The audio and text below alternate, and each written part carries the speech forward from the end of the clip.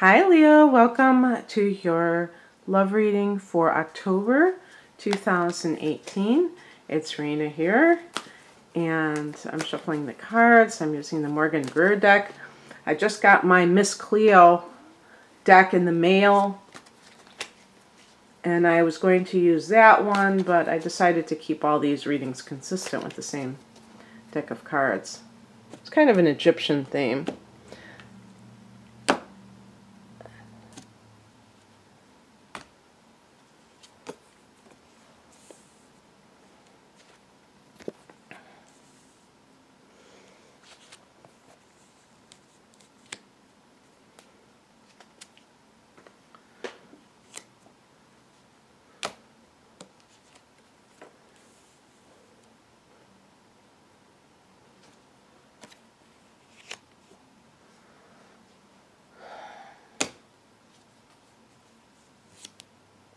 Pick an additional card because of the nature of that's a good one, because that's very helpful when you get the Eight of Swords to get the Priestess.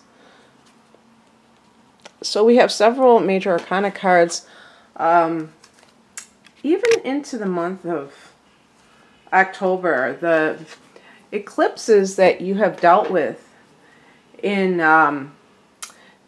late July and into August, and the one in late July was in your opposite sign, Aquarius, which means your 7th house.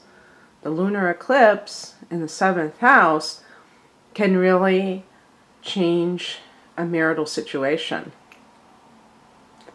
And so that could have been a time of upheaval, of endings, and this is in the aftermath of that. And then you had your solar eclipse in August, and this was a very powerful new moon for you, your new moon, and during your solar return. So that could herald a very important period in your life. Actually, Leo, you've had this kind of change agent period starting I want to say last summer. I know some of you it's winter, but where I live it's summer. Last August, when that total solar eclipse happened, and excuse me, this August you had another eclipse, a solar eclipse. So in the past couple of years, you've had these eclipses in your sign and your opposite sign, and that affects the 1st and 7th houses. So these are very important areas. You know, they're angular houses and eventful things in life. Your just basic self going through a lot of changes, and then on top of that, your committed partnerships. So I want to set the table looking at it from that angle. So we have as the centerpiece of this reading the Hangman, feeling in suspension, feeling like you're waiting for something to happen. But I don't see this card as like just, you know, random waiting. I feel like you're waiting for something specifically. You may be waiting for another person to do something.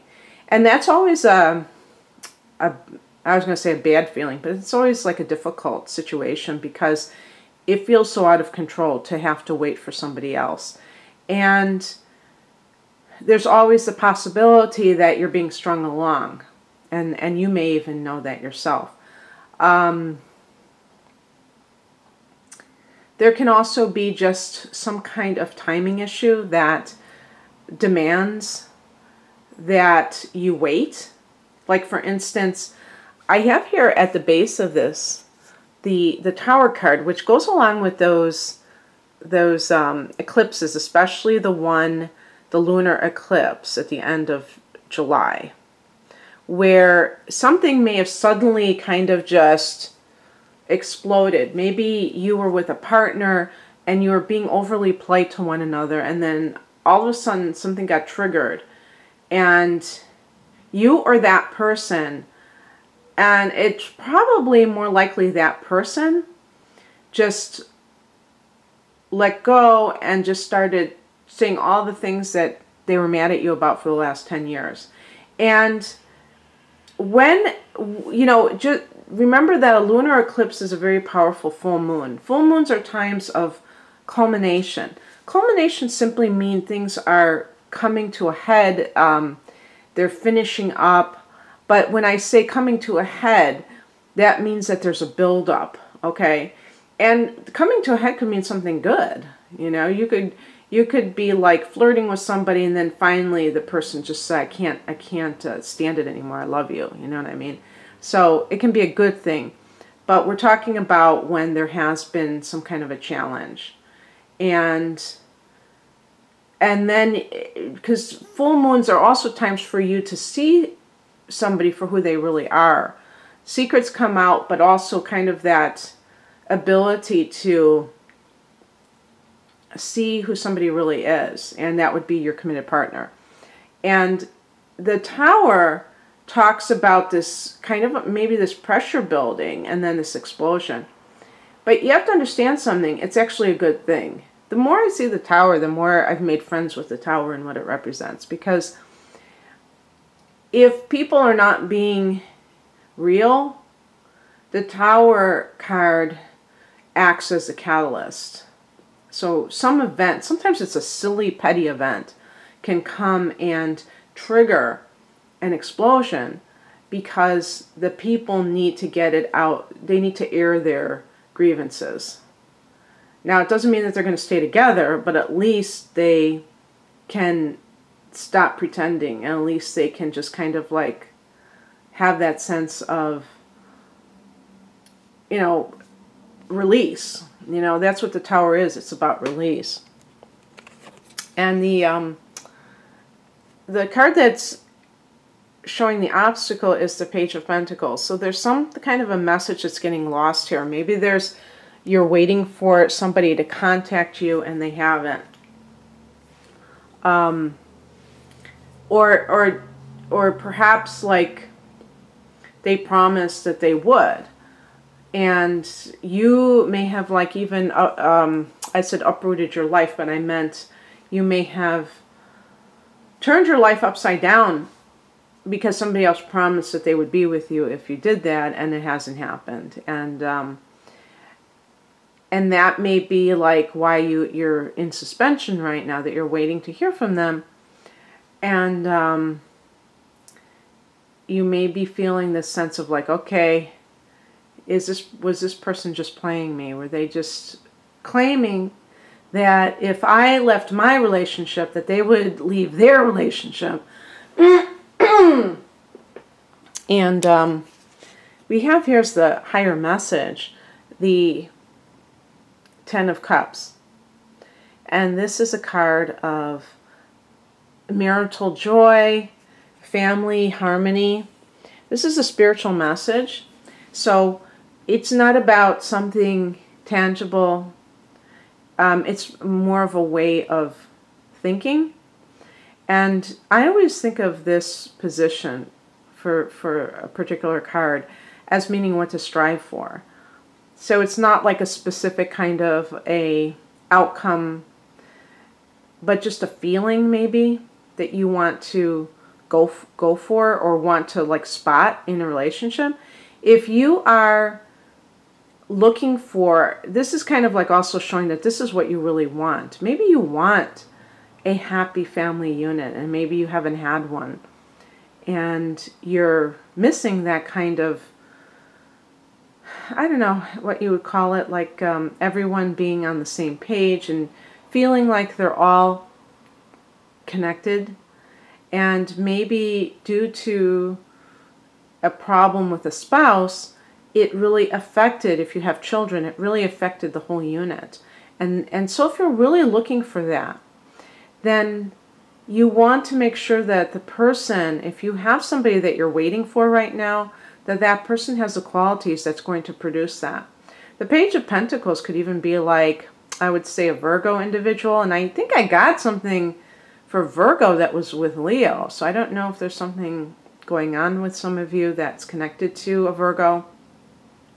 But you want to make sure that this person, whoever this Page of Pentacles individual is, the other earth signs are Leo, are Taurus, which it is, there's a sense of attraction between these two signs because they're both squares, but it could be more physical than anything else. And there could be like an irritation factor as well. And the other one is Capricorn. And so the Page of Pentacles individual, hopefully they are just like working in a different country and they're just not able to contact you all the time, or perhaps they're just very busy with something else. But if you're just waiting there for somebody, that doesn't help your family either. So you want to make sure that you're not pining away for somebody who is not really committed to being with you to the extent that you want them there. And also that you're getting on with your life, that you're not just holding, yourself in suspension and not moving forward with your life. So what's the tangible advice and maybe, things that you can look forward to? The Ace of Pentacles. This could be on the practical level, starting a new job. So maybe this was something in the workplace, a relationship, and perhaps that was that's causing problems with you too, because if you see this person every day, you might become more and more angry if you feel like they had you, or somehow you risked your own happy life for somebody else and they are not reciprocating. The Ace of Pentacles does also point to a new relationship with an earth sign. So that's very interesting that I get the Page of Pentacles in the reverse position.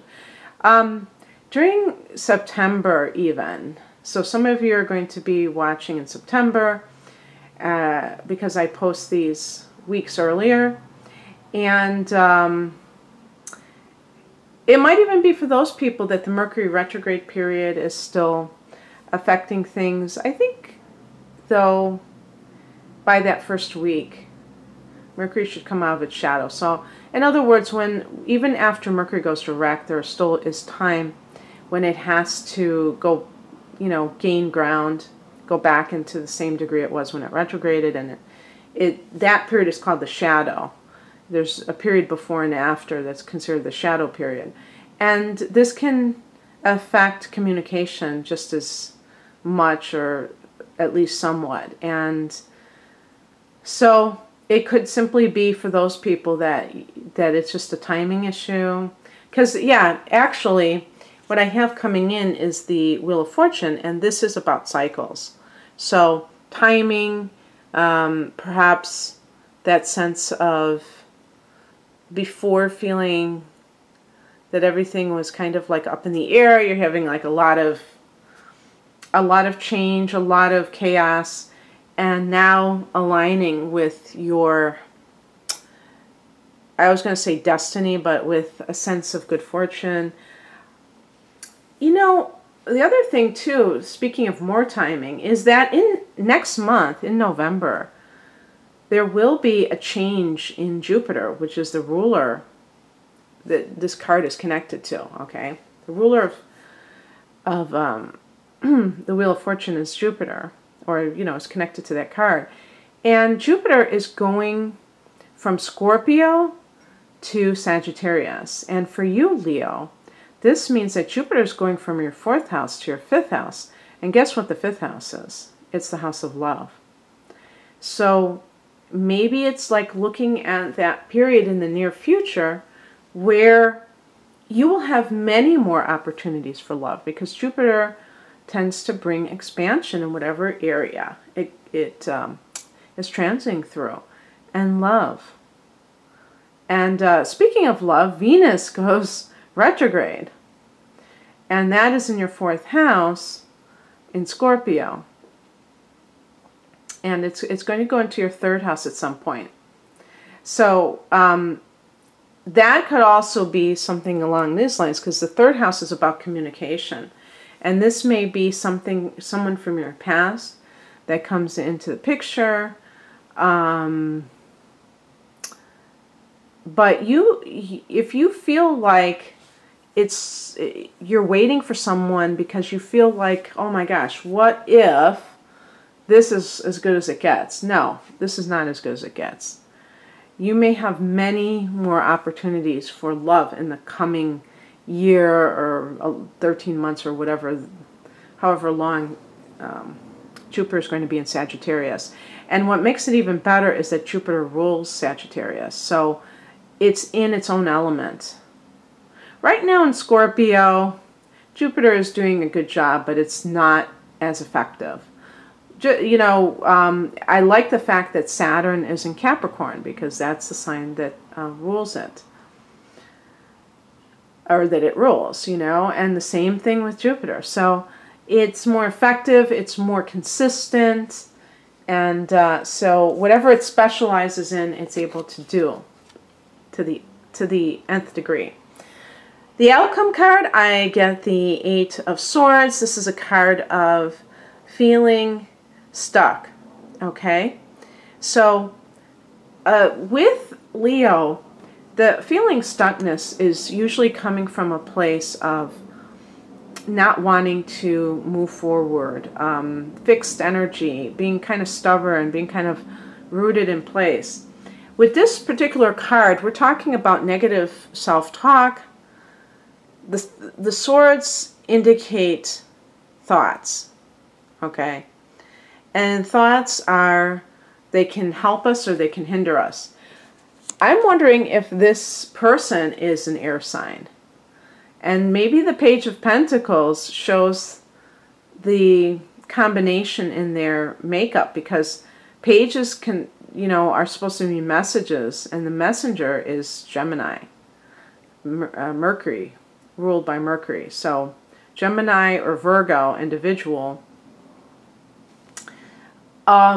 if you recognize that there's someone who is holding you back, who's an air sign, the other air signs are your opposite sign, Aquarius, and Libra. Understand, maybe you're being gaslighted by somebody. And again, this could be that Page of Pentacles person who, maybe it's a coworker who you've had, you know, a fling with, who is trying to lead you on and keep you hanging. And, you know, one thing that's interesting about the Hangman card, it's connected to Neptune. And Neptune is the ruler of Pisces. So there's a sacrificial element in the Hangman. And it's kind of like this idea of sacrifice as some kind of noble gesture. But Leo, is it worth the sacrifice? Is a certain person worth it? Because perhaps you have sacrificed and everything. Maybe you've sacrificed your family for somebody, and now your whole family is in upheaval, and it could affect your children even. And you know, that 10 of Cups, you are like a mama bear, mama lion. Why did I say bear when it should be a lion? You know, you're very protective, male or female, towards your children. So hopefully there hasn't been anything that happened that has been upsetting for your children, because that can be the final straw when you know that it's time to let go of the of continuing this waiting period. Also, another thing too with the Hangman is that it can be just surrender, which is actually a good thing, that you're surrendering to your experience and that you're not trying to control anymore. And that would be very good. So I picked an additional card for clarification. The High Priestess is definitely a welcome card because this is a passive card, like the Hangman. And it's about going within. It's the spiritual. Going within doesn't have to be mysterious. It can simply be not calling other people, talking about your problem, but starting to turn to yourself. It really is risky sometimes to talk to other people about your problem when it's fresh. Maybe at some point, you know, for sure. But when you're first dealing with something and you are talking to your friends and family about it, who know you, who have their own agenda, even if they're, you know, people who are generally on your side, they may still have biases. And the other thing too is that they have their own conditioning and they have their own path that they're on. And so it's very difficult for one person to offer another person advice. Even like if you're seeking it from a psychic or a tarot card reader or anybody like that, nobody knows you as well as you know yourself, Leo. No one. Unless you are totally in denial of your own life. And even then, a stranger does not know you enough to be able to fully tell you what to do. And nobody should tell anybody else what to do. And none of you should expect others to give you the direction in your life. And I doubt many of you do, but just in case, I want to just encourage you to trust your instincts. Always. Question them, because they could be coming from a place of subjectivity, certain things that you want secretly. But when you connect to your higher self by means of maybe meditating or just simply contemplation, which is active thinking. Meditation is usually trying to get away from thoughts, but contemplation is really thinking about something at a deep level. And that can be very effective, especially if you go out into nature and do so. And just carve out some time for yourself, an afternoon, a whole day, where you're just by yourself with your own thoughts. Maybe away from any kind of electronics. Bring a pen and a composite notebook and write down your strategies, just your feelings, if that's what comes to you.